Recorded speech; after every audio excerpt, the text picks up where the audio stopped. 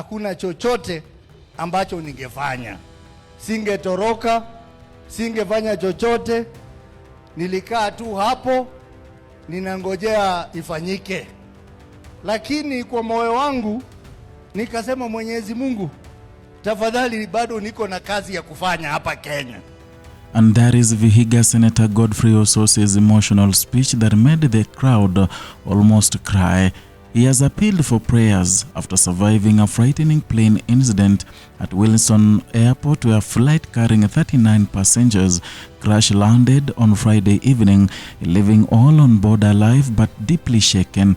The incident unfolded at Wilson Airport, one of the busiest aviation hubs in East Africa, known for handling domestic and regional flights across Kenya. On board the aircraft were 39 passengers, alongside 3 crew members and a pilot. Despite the danger, every person survived, but survival, as the senator now reveals, came with emotional weight.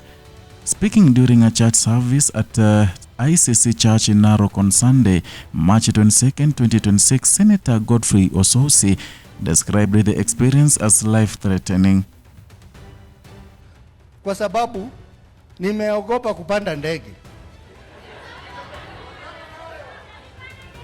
Ile kitu nimeogopa kupanda ndege kwa sababu watu wamenitumia messages. It was the first public appearance since the incident, and his message was so clear: he is alive but shaken. The senator said the fear has not left him. He admitted that boarding a plane again now feels uncertain.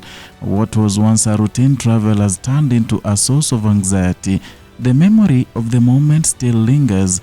A routine flight turned into an emergency landing, a situation that could have ended very differently. Instead, it ended with relief, gratitude, and reflection. According to Osotsi, the emotional aftermath has been just as intense as the incident itself. He has been receiving messages from Kenyans across the country. Some messages carry concern, others attempt humor, but all point to the same reality. The incident has captured a public attention.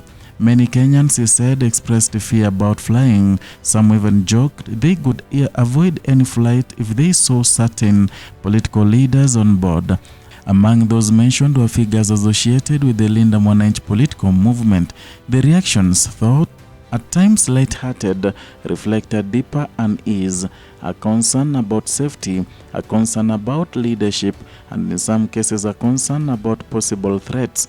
The senator acknowledged that behind the jokes there is genuine worry. He indicated that a section of Kenyans believe that leaders aligned to certain political positions could be targets. While no evidence of such threats has been confirmed, the perception itself has added to the tension.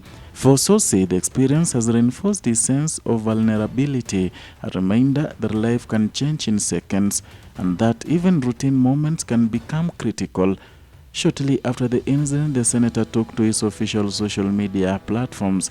There, he confirmed that he had been on board the aircraft. He expressed gratitude for surviving, and he credited the pilot for quick thinking and skill.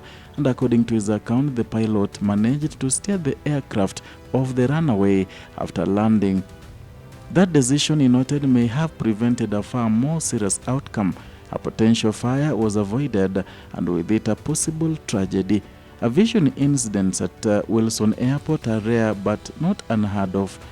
The airport serves as a key connection point for domestic flights, particularly to remote regions and national parks. Its operations are critical to tourism, business, and regional connectivity, and when an incident occurs here, it draws national attention and raises questions about safety and preparedness. Tunataka mtuombee kwamba watu wakituona tukipanda ndege wasitoroke. In this case, early indications point to a successful emergency response, and all passengers were safely evacuated. No fatalities were reported, and no serious injuries have been confirmed. Still, the psychological impact remains, and for passengers like Osotsi, the experience does not end when the plane stops moving. It continues long after, in memories, in fear, and in reflection. And for many Kenyans, this incident serves as a reminder of the risks involved in air travel. Even as aviation remains one of the safest modes of transport globally, moments like these test confidence, but they also highlight the importance of training, skill, and preparedness. The role of the pilot in this case has been widely acknowledged: calm under pressure, decisive in action, focused on safety, and these are the qualities that made the difference. And they are the reason that 9 passengers returned home. As investigations into exact cause of the incident continue, attention is now also turning to the passenger experiences and what they saw, what they felt, and how they are coping. But for Osotsi, the answer is simple: faith. He has turned to prayer, seeking reassurance, seeking strength, and seeking peace of mind. And his appeal for prayers is not just personal, it reflects a broader human response for fear, a need for comfort, a need for understanding, and a need to move forward. The senator's remarks also highlighted the intersection of public life and personal experience. And as a national leader, his story resonates beyond his own journey. It becomes part of the wider conversation about safety, about leadership, and about resilience. In Narok, where he spoke, the setting was calm, a place of worship, a place of reflection, and a place where the weight of the experience could be shared. Those present listened as he recounted the events, not with the drama, but with honesty. A man who faced danger and lived to tell the story. Across the country, the response continues. Messages of support, messages of relief, and also messages of solidarity.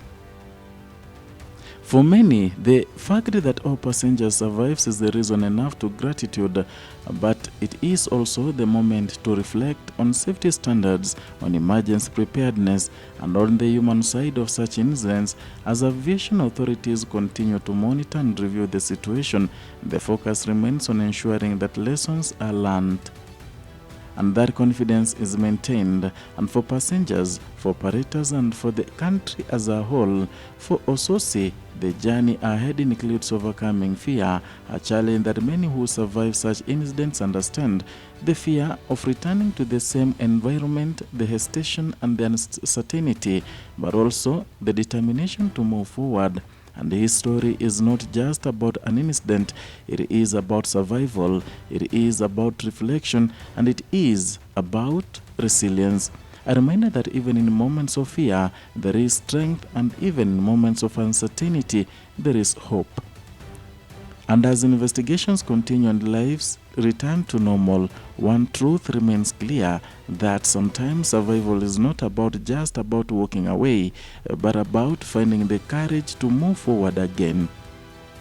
That is all for today from Kenya Lens Media. And kindly, if you are new here, consider subscribing as a way of motivating us and also making this platform grow. Kindly like, share, and comment. And also remember to hit the notification bell so that you can receive these notifications once we bring in a new video.